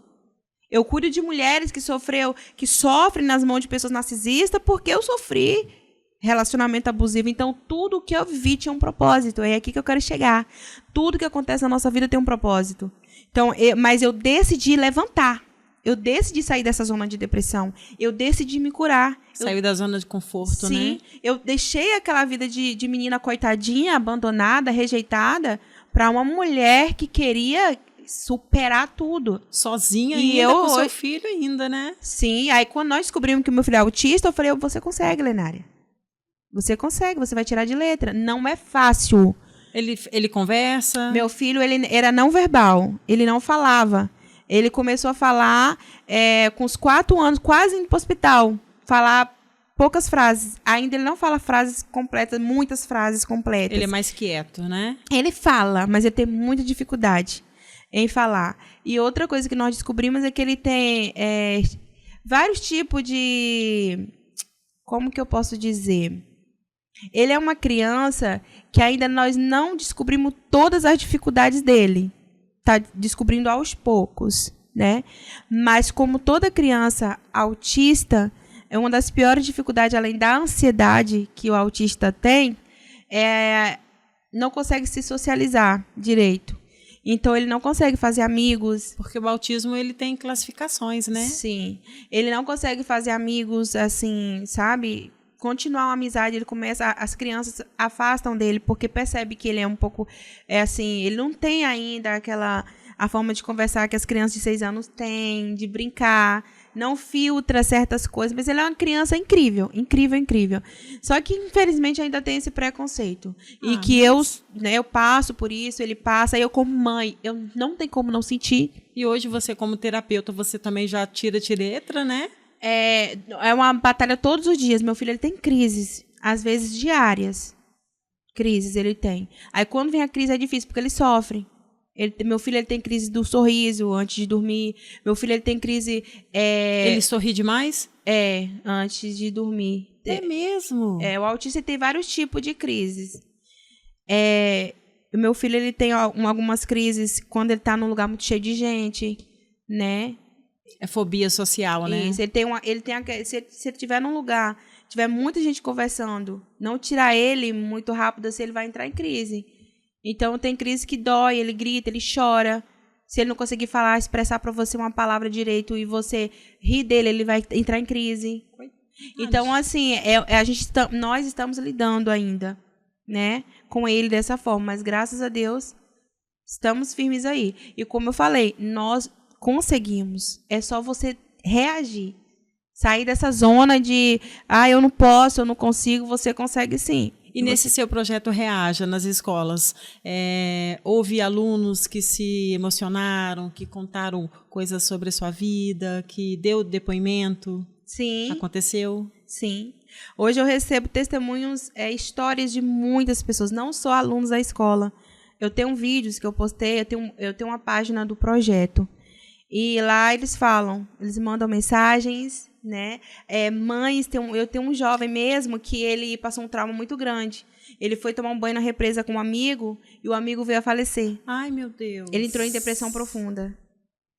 E aí, quando nós fizemos a missão na escola, ele falou, né? Essa dor que ele tinha. E a mãe dele falou que quando ele chegou em casa, ele era um jovem que não ia para canto nenhum mais. Só, sabe? Não tinha uma vida social mais. E aí, quando ele chegou em casa, ele falou, mãe, eu quero mudar minha vida. Hoje esse jovem está uma bênção, e trabalha. Qual é a sua página? A Helenária Miranda. Tem a página do projeto, que também está na minha bio. Então, a do projeto está na bio? Isso, está na minha bio. E aí, esse jovem, hoje ele está bem. Ele se curou, entre outros. As mães mandam mensagem para mim. Minha filha não saiu de casa, hoje a minha filha sai. Minha filha só se cortava no quarto. Entre assuntos também de abuso, nós já fomos chamar na delegacia para prestar depoimento. Olha como que o Reaja já levantou muitas pessoas, né? E aí o delegado nos parabenizou, falou bem assim, parabéns. Desde que vocês iniciaram o projeto Reaja nas escolas, muitos casos apareceram. Muitos casos. É mesmo? Muitos casos. Porque aí eles começaram a revelar, porque quando viram eu contando a minha história, elas sentiam que tinha alguém que entendia. Como que te deu esse start para você falar assim, eu vou montar um projeto na escola, ou eu vou fazer um Reaja? Como que surgiu esse Reaja que você teve a ideia de chegar até a escola, levar aos lugares diferentes que não seja a igreja? Tudo foi sobre Deus. É muita coisa, eu acho que precisa ser Você vai. Podcast parte 2. É muita coisa. Eu tô tentando resumir. O que acontece? Quando eu conheci verdadeiramente a palavra de Deus, sobre o que falava a palavra, eu sempre fui uma pessoa assim, muito esforçada. E uma pessoa que queria fazer algo pelas pessoas. Então, um dia eu falei, eu vou fazer uma conferência de jovens. Eu já trabalhei com jovens na igreja. Falei, vou fazer uma conferência de jovens. E o Senhor colocou no meu coração. Eu falei, vou fazer uma conferência para jovens, para a cura da alma. E aí eu lembro que nesse dia, à noite, quando eu orava, que eu gosto muito de fazer meu devocional, e à noite eu gosto de ter aquele momento com Deus, aquele momento de silêncio, sabe? 1, 2 horas da manhã, eu gosto de estar ali, eu sento na beira da cama e gosto de dar aquele momento especial para me conversar com Deus. É o seu momento, É o meu né? momento. E o meu quarto de guerra é o banheiro. O banheiro? O banheiro. O meu quarto de guerra é o banheiro. Gente, cada um tem o seu quarto de guerra, onde você menos espera. E aí, eu sempre, quando eu corro pro banheiro, vou orar ali no banheiro. Se tiver alguma coisa, se tiver muita gente, eu corro pro banheiro e vou orar no banheiro. Então, meu quarto de guerra eu falo que é o banheiro. Eu sento ali e vou orar. E nesse dia, eu lembro que o Senhor falou comigo no meu coração. Tira o projeto do papel. Aí, o Senhor tira o projeto do papel. E aí, eu lembro que eu tinha esse desejo de fazer essa conferência de jovens. E eu falei, eu chamei minha amiga e falei, olha, Deus quer que a gente faça isso. Aí eu falei, você é doida? Porque pode dar muito bom, mas pode dar muito ruim. Eu falei para ela, vai dar muito certo, eu acredito, mas vai ser duro, vai ser pesado, porque nós vamos ser perseguidas. Eu falei para minha amiga, que é uma parceira minha de batalha lá na Bahia. Aí ela olhou para mim assim, eu falei assim, olha, eu vou convidar uma cantora, vamos organizar isso, porque não era na igreja, não é igrejas. Entende? Não tinha placa de igreja, tinha como dar muito errado. Eu tô assim, eu tô aqui perplexa e tô tentando assim, você tá falando, eu tô tentando imaginar. Eu não sou pastora. Eu sou missionária, eu faço missões, mas eu não tenho igreja, na placa de igreja poderia dar muito errado. E Deus não queria que fosse em igreja. Eu até tentei igrejas para fazer, Deus não permitia. Aí Deus falou comigo, é porque tem pessoas que nem na igreja não vai mais, não entra mais. Mas e é mesmo? Aí Deus falou assim, eu não quero que seja na igreja. Nossa, Deus é muito lindo. Aí agora eu vou pela contramão, né, de alguns religiosos. Agora eu vou ser atacada por religiosos. Você não tem condição de fazer isso. E aí Deus falou, tira o projeto do papel. Aí Deus falou assim, eu quero que você vá nas escolas. Escola? Como escola? Eu sofri bullying na escola. Aí Deus falou, vai na escola. Eu quero que você conte o seu testemunho na escola. Na escola, Senhor. Só que eu não entendi o que Deus ia fazer. Eu só ouvi comandos e eu falei com o Josi. Falei, Josi, nós vamos nas escolas. Vamos lá falar da conferência. Vamos anunciar a conferência na escola. Eu também sofria bullying na escola. Me chamavam de beiçuda. É coisa horrorosa, gente. E eles... Hoje eu nem tenho beiço. Na escola... Brincadeira, pode contar. Na escola eles me prendiam dentro do banheiro. Puxavam meu cabelo, que tinha aquele cabelão, assim. Eu tinha um cabelo muito grande. Aí eles puxavam meu cabelo, cortavam minhas tranças. Que isso, gente? Eu era igual o bicho do mato. Eles faziam de tudo comigo na escola. E aí você veio, assim, escola? Eu falei, escola? Aonde que foi minha... Sabe? Minha escola foi um lugar de dor pra mim. E aí você bolou um projeto, manual, por escrito? Aí eu falei, vamos na escola. Eu obedeci comando. Deus foi falando, eu fui escrevendo. Aí eu falei, eu montei uma equipe. Fui até umas 2 ou 3 pessoas. Não, vamos, Helena. Eu falei, gente, a gente tem que ir na escola. Vamos fazer camisa. Aí o pessoal da equipe começou a me ajudar. Helena, vamos fazer camisa. Só que, gente, é fácil. Foi lá e montou a camisa. Aí o outro falou isso, o outro aquilo, outro vou levar caixa, outro vou levar isso, outro vou levar aquilo. Aí eu falei, então vamos começar assim. Eu começo a falar, depois você fala, você dá uma mentoria de saúde mental, eu entro com o meu testemunho. Aí começou. A primeira escola foi coisa linda, linda, linda, linda. Os jovens tudo chorando, as crianças chorando, abraçando a gente, pedindo abraço. Tia, me abraça. Tia, eu não quero ir para casa. Tia, eu tô com medo. Tia, eu tô sendo abusado. Tia, eu tô sendo abusado pelo meu irmão dentro de casa, na primeira escola. Aí começou. Aí eu entendi o que Deus queria. Aí eu falei, é uma missão. É a missão Reaja. Aí nós colocamos até na camisa Missão Reaja e nós começamos em todas as escolas. E foi uma coisa tremenda que Deus estava fazendo. Deus começou a fazer. Porque o que acontece? Quando eu comecei a falar do meu testemunho, as meninas, que estão sendo abusadas, os meninos se sentiram amparados. Eles sentiam que alguém se importava com eles. Que alguém tinha interesse em ouvir. O que os jovens hoje querem, eles querem as crianças ser ouvidas. Os pais, eles precisam entender isso. Nós, pais, irmãos, tios, madrinhas, padrinhos, precisam entender os jovens, eles querem ser ouvidos. A gente gosta muito de mandar, de dar comando, faz isso, faz aquilo, você pode isso, você pode aquilo, mas às vezes a gente não para ouvir. E nós do Reaja, a gente vai lá para eles... Quase nunca nós ouvimos, ainda mais nos dias de hoje. Então a gente precisa... Qual o momento que a gente para ouvir nossos filhos? Eu hoje, se meu filho para mim com um caderno e fala, mamãe, olha aqui, eu paro tudo, eu posso estar fazendo o que for, eu paro tudo para ouvir, para olhar para ele. Então, isso Deus nos direcionou. Aí eu entendi, porque a escola é a segunda casa deles. Por isso que Deus levou o projeto até as escolas. Entendeu? Então, nós fomos para lá, eles se sentiram amparados, eles abraçavam, aí começaram as meninas, jovens, começaram a confessar que estavam na depressão, começaram a me chamar no privado, no meu Instagram, no WhatsApp, as mães começaram a me procurar, pedir oração na casa, e aí a gente ia, e o projeto foi dando andamento, foi sendo conhecido lá na Bahia. Hoje eu estou tentando trazer para o Espírito Santo. Inclusive, hoje eu tenho até uma reunião com as mulheres guerreiras que não conheço pessoalmente. É mesmo? Aqui de Vila Velha? De Serra, Vila Velha e Vitória. Elas me conheceram através do TikTok, que eu viralizei. Vamos contar agora. E aí, elas estão no meu grupo. Eu estou com 2 grupos grandes de mulheres de todos os estados do Brasil e de outros países. E aí, eu falei, bom, vou juntar o último agradável. Eu falei com elas, eu quero levar o Reaja para Vitória. E aí, vamos fazer uma reunião com esse departamento. Está apto também para receber mais pessoas, quem quer entrar nessa equipe. Que aí eu vou trazer para cá, vou fazer um evento aqui do Reaja, vou mostrar o projeto e vou dar início aqui em Vitória. Eu tô escrevendo, você tá falando, Em tô Vila escrevendo Velha. algumas coisas que eu tô lembrando aqui. Pode Então, assim, pode falar.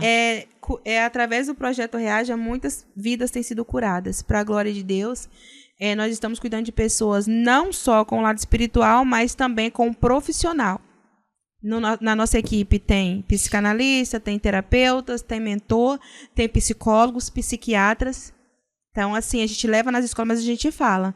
A gente acredita no poder de Deus, mas a gente está junto com a ciência, a gente está junto, né, com o lado profissional. Então, eu deixo bem claro sobre isso.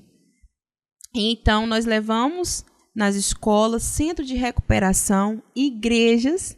Tem igrejas que nos convidam para dar mentoria para jovens, para mulheres. Inclusive, naquela igreja que o vídeo viralizou, eu fui convidada como psicoterapeuta. E foi qual igreja? Onde foi? Qual cidade? Foi um vilarejo, acho que é de Taquarinha, uma coisa assim, lá na Bahia mesmo. E foi muito lindo, deu muita gente. E aí eu fui convidada para palestrar. Eu coloquei o seu TikTok, vou falar, gente, eu vou precisar falar. Eu coloquei e deixei a mesma música ouvindo o tempo todo. E aquela música no meu ouvido e aquelas mulheres se abraçando. Esse projeto seu é maravilhoso, mulher. Aí o que eu fiz? Eu levei uma dinâmica que eu levo nas escolas também, para as mulheres. História Sua Dor. Aí, através dessa História Sua Dor, você fez uma nova dinâmica. É porque o História Sua Dor surgiu do meu testemunho. Eu fiz comigo mesma. A dinâmica do espelho eu fiz comigo mesma. A dinâmica do História Sua Dor foi comigo mesma. É como eu fui curada. O que é dinâmica Sua Dor? A dinâmica História Sua Dor é uma dinâmica de balões, né? E é uma dinâmica espiritual. Eu fiz um propósito de oração. Hoje tem até grupo da dinâmica História Sua Dor. Um propósito de oração baseado no Salmo 139, onde que fala que o Senhor nos conhece. E eu queria que, como Deus conhecia aquelas mulheres que estavam lá, e eu não conhecia, eu falei, vou fazer um propósito de 21 dias desse salmo, e que Deus conhece, Deus vai curar essas mulheres que estão lá. Aí vai ser o quê? Porque Deus, ele usa várias ferramentas. Deus usa o que for, um cajado, Deus usou um burro para falar. Então não é dinâmica da dor, é dinâmica do sua dor. Não, dinâmica é história a sua dor. A pessoa estoura o balão. Estoure a sua dor. Isso. Ah, tá. Porque nos balões eu coloco. Estoure a sua dor. Nos balões eu coloco uma frase que representa uma dor, um trauma, ali depressão, ansiedade, muita coisa. As dores estão ali naqueles balões e a pessoa vai estourar aquele balão, estourar a sua dor. Só para eu entender, antes de chegar até a internet, você já fazia esse projeto nas escolas? Sim. Onde você estava já acontecia? Sim. Até que um certo momento você chegou nessa igreja. Sim.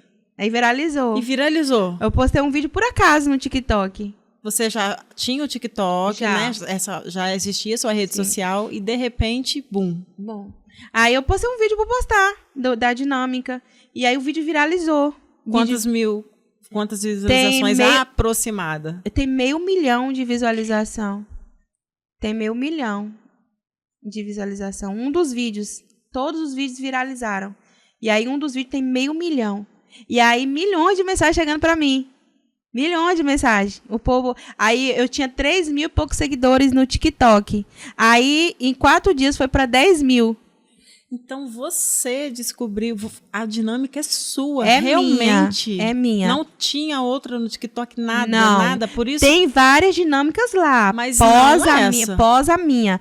Tem dinâmicas com o tema História Sua Dor, mas não a minha, não igual a minha. A minha dinâmica é um propósito de oração.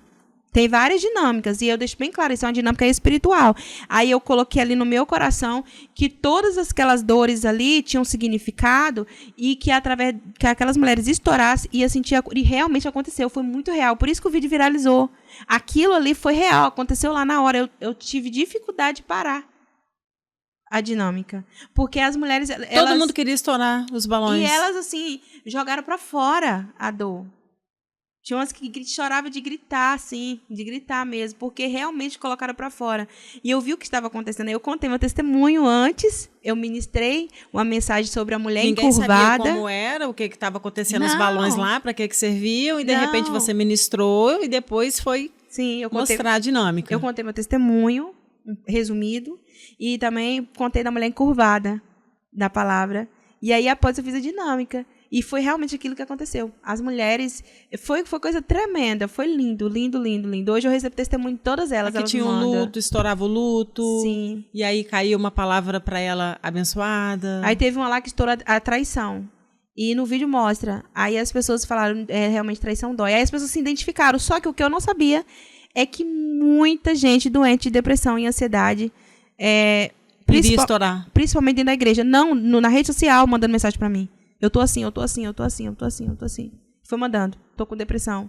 Eu estouraria todos os balões. Eu estouraria esse. Eu quero estourar. Eu quero esse abraço. Eu queria estar lá. E fui recebendo várias mensagens. Estou recebendo ainda. Se você olhar hoje, tem muitas mensagens lá. Você não dá nem conta. Não dou. Aí eu fiz o quê? Criei um grupo pra explicar como é a dinâmica, porque não tem como explicar por comentário. E gravei alguns vídeos. Aí o meu celular deu problema. Aí eu não tô conseguindo postar nem gravar mais nada. Como se diz o termo popular, bugou. Mas vai dar certo. E aí o segredo é não desistir. O segredo é continuar. E aí você monetizou. Aí eu fui monetizada. Monetizou no TikTok. Parabéns. Aí o TikTok... Foi monetizada, né? TikTok mandou mensagem pra mim. E aí eu hoje estou sendo monetizada. Que bacana. E agora, através dessa monetização, desses balões e tudo que você faz, você...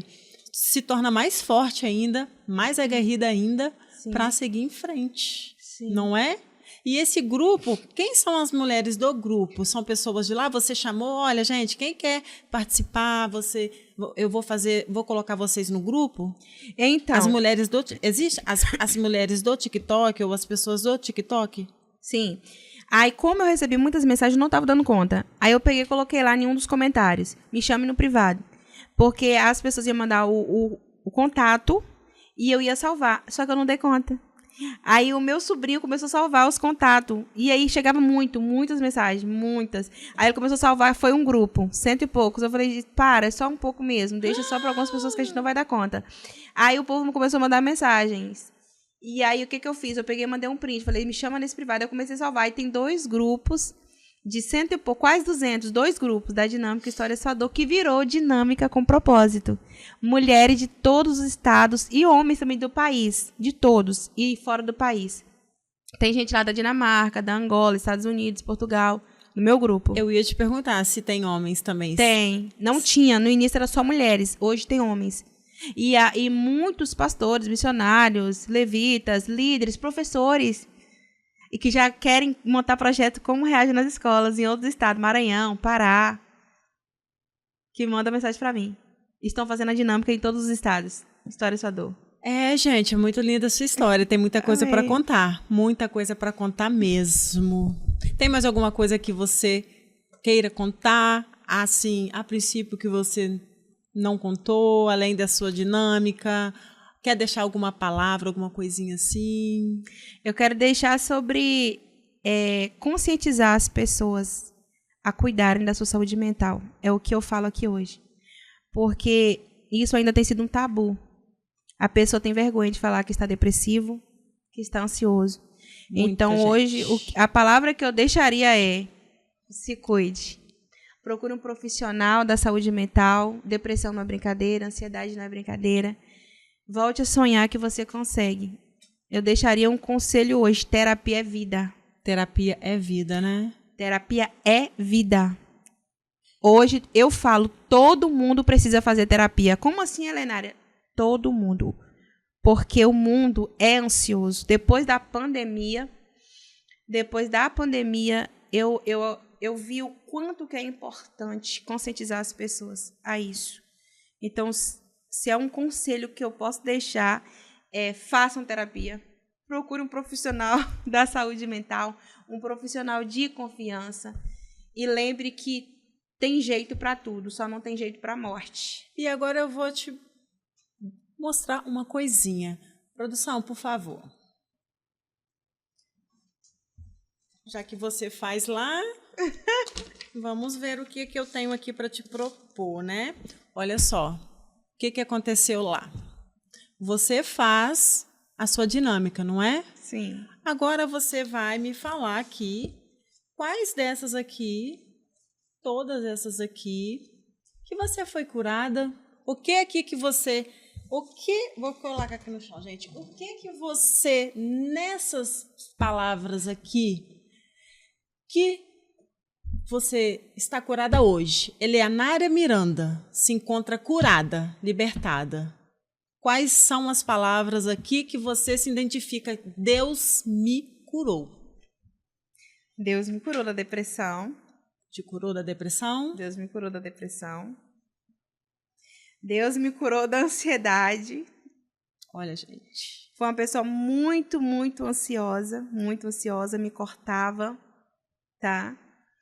Era uma pessoa muito explosiva, brigava com todo mundo, bloqueava, não conseguia manter uma amizade, tudo por causa da depressão e da ansiedade. Deus me curou do vazio. O vazio que existia não existe mais. Hoje eu sou uma pessoa muito feliz, muito preenchida. Olha o vazio, ele foi feito em apenas um círculo, porque ele realmente é um vazio. Sim. E um vazio ele tem que ser jogado fora, né? Tem que ser jogado fora. Falar de dor. Todas as dores que eu sentia hoje se transformou em testemunho. Se transformou em cura para as pessoas. Então, hoje, a dor que eu sentia hoje se transformou em cura, que eu nunca imaginaria que se transformaria em cura. Aquilo que eu vivi hoje é cura para outras pessoas. E você prestou atenção que são as cores dos seus balões? Sim, eu prestei atenção, sim. Rejeição. Deus me curou da rejeição. E foi um dos piores, posso dizer que uma das piores dores que eu enfrentei por muitos anos foi a rejeição. Eu me sentia muito rejeitada. Toda pessoa que sofre abuso se sente rejeitada. E foi uma das piores dores que eu senti. Hoje eu ainda sou rejeitada por causa do projeto, mas isso não é uma dor mais para mim. Então essa rejeição aqui não é dor para você? Não é dor mais para mim. Era uma dor.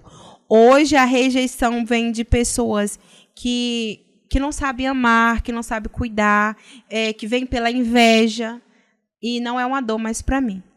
É só uma força mais para mim avançar. O medo. Eu tinha muito medo. Inclusive, eu sofria da síndrome do pânico. É mesmo. Então, eu era uma pessoa que tinha medo de tudo. Eu sofria da síndrome do pânico, então eu tinha medo de tudo. Tudo. Eu era uma pessoa muito assustada. Então, eram duas dores que me perseguia e me perseguiu por muitos anos mesmo. Até após eu ter sido curada do abuso, eu sofri muito tempo medo, eu não conseguia dormir muito tempo, eu assustava direto por causa do medo, e foi uma das coisas que Deus me curou. Ê, glória a Deus! E da culpa, com certeza, eu fui curada, foi uma das primeiras dores que eu fui curada, foi a culpa. Eu me sentia culpada. Eu me culpava que o abuso que tinha acontecido foi culpa minha. Meu pai abusava de mim porque era culpa minha. Meu Deus. Eu tive que lidar com isso muitos anos. Foi por isso que eu tentava o suicídio, porque eu sentia culpada, que o meu pai tinha feito aquilo porque era culpa minha. Porque um dia, quando criança, eu vi o meu pai tendo relação com a minha mãe. E aí ficou na minha cabeça de fazer que foi porque eu vi. Então meu pai fez isso porque era culpa minha. E depois a culpa da morte da minha mãe, que eu contei a verdade e ela saiu da presença do Senhor e acabaram matando ela. Então eu sofri muitos anos pela culpa. Então essa foi a que mais te dói aqui. Sim. E foi a culpa que o Senhor me curou. Foi a culpa que o Senhor te curou. Quando eu comecei a ministrar a palavra, eu só comecei a ministrar depois que o Senhor me curou da culpa. Então hoje você se identifica com todas essas palavras. E antes alguém já havia feito a dinâmica com você, porque você só faz para curar, né? Sim.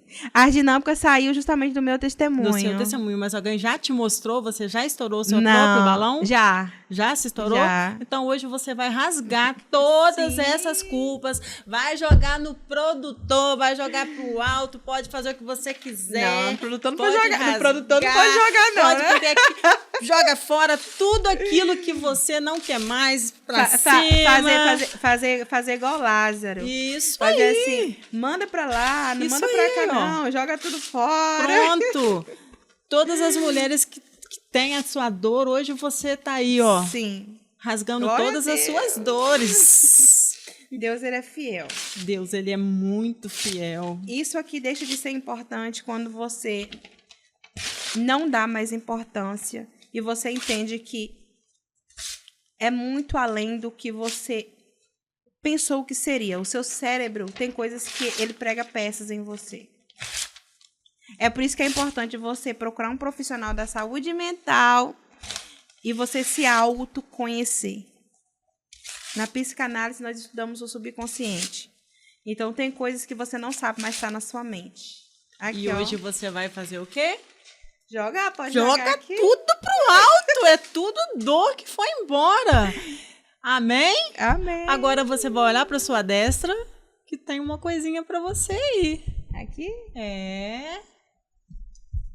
Junto com um recadinho. Ai, gente, que lindo. Escrito à mão, porque você faz todos os seus testemunhos escrito à mão. Sua dinâmica é tudo escrito à mão. Amém. Tá? E essa palavra aqui, eu não, você sabe, eu não tenho religião, né, assim, definida, mas eu pedi orientação a Deus. Amém. Então, eu abri, eu pedi permissão a Deus para abrir a Bíblia, para escrever algo para você, e foi tudo direcionado. Amém. Literalmente no nosso, aqui, ó, leia, por favor. Foi direcionado ao nosso podcast. Se pela vida do Senhor jurares lealmente, com retidão e justiça, então as nações te incluirão em suas bênçãos e almejarão partilhar de tua glória. Jeremias capítulo 4, versículo 2. É o que você tem feito, amém, né? Amém, amém. Não é isso? Isso mesmo. E é sobre isso. E é sobre isso. E é sobre isso. Joga tudo pra fora.